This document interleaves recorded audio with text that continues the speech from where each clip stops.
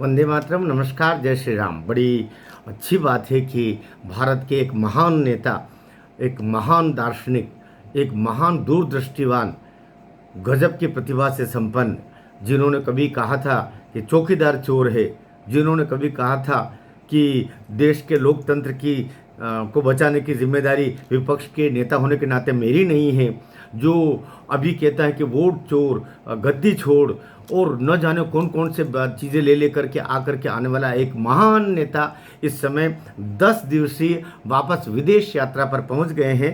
जब बिहार में आग लगाने की कोशिश की लेकिन आग लगी नहीं, तो आग उनके दिल में लग गई और वो पहुंच गए इस समय दक्षिणी अमेरिकी देश ब्राज़ील, कोलंबिया, पेरू और चिली। ये 4 वो देश हैं। कोलंबिया का हम बहुत सम्मान करते हैं क्योंकि कोलंबिया में कभी हमारे परम पूजनीय कहना चाहिए, परम आदरणीय कहना चाहिए, भारत के जिन्होंने हमारे संविधान की रचना में यूँ कह सकते हैं कि पूरा शिल्प उनके द्वारा दिया हुआ है, पूरा श्रम उनके द्वारा उसमें अपना बहाया है। उसके बाद में भारत का संविधान तैयार हुआ है।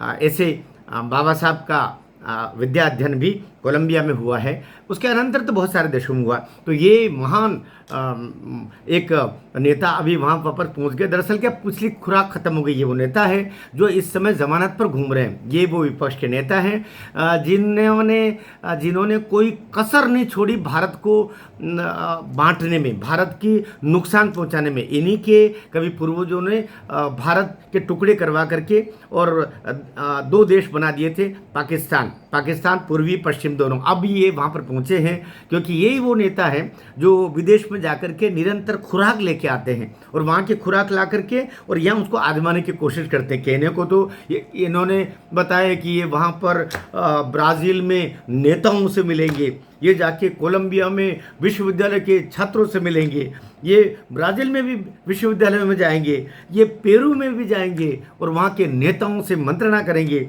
ये चिली में जाकर के और जो भी चीलापन हो सकता है वो छात्रों को, यहाँ के छात्रों को उकसाने में संभव नहीं हुआ। ये जो जैन जी के नाम से उकसाने का काम भी इन्होंने भी किया था, लेकिन इस चक्कर में वो एक सोनम वांगचुक निपट गया। इस चक्कर में कई अन्य नेता निपट गए और ये वापस यहाँ से फुर्र। तो इस समय वो बाहर हैं और ये देश इस समय ज़रा सुकून की सांस ले रहा है कि कम से कम आए दिन अपने सफ़ेद टी शर्ट और एक जीन्स में एक तरफ हाथ घुसेड़ करके चलने वाला ये 58 वर्षीय युवा कम से कम कुछ दिनों तक तो वहाँ जा कर के, लेकिन वहाँ भी ये चुप नहीं रहने वाले। वहाँ पर इनको मिलेंगे, कौन मिलेंगे? इनको मिलेंगे इनके गॉडफादर कह सकते हैं आप, इनके मार्गदर्शक कह सकते हैं आप, सेम पित्रोदा जी जो अंतर्राष्ट्रीय कांग्रेस के संयोजक है, ये अमेरिका में विराजते हैं। इसी तरीके से एक और जॉर्ज सोरोस जी जिन्होंने कहा था मैं नरेंद्र मोदी को अब तीसरे टर्म आने नहीं दूंगा, चाहे मैं अपना सारा कुछ लगा दूंगा। यही जॉर्ज सोरोस है जो डीप स्टेट के संयोजक है।